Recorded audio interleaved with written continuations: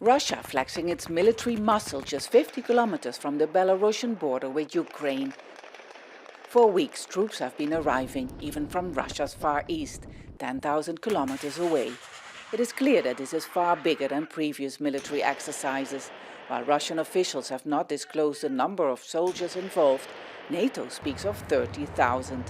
If you consider that an invasion of a large territory like Ukraine is in Putin's interest, to have the chance to attack from the south, from Marine and Crimea forces, from the east, from Russian soil, and from the north, in a joint action of Russia and its ally Belarus.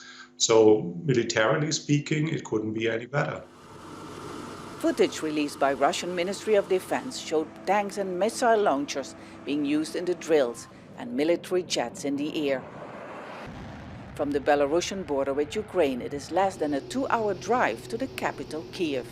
Western leaders worry if this is a serious drill or a ploy for a real attack.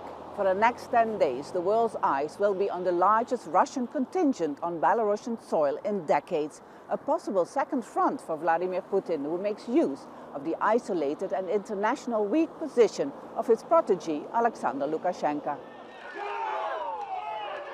Lukashenko came under sanctions from the West after he was accused of election fraud and a violent crackdown on the opposition.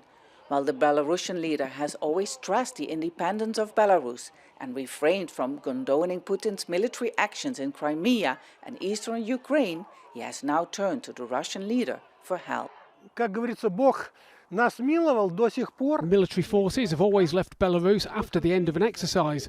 Right now there are more participants and the rhetoric is aggressive.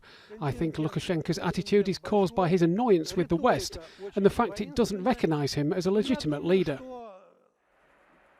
He believes Russian troops will eventually leave after the drills finish on February 20. Until then, speculation about the real purpose of this show of force will likely continue. Step Vassen, Al Jazeera in Minsk.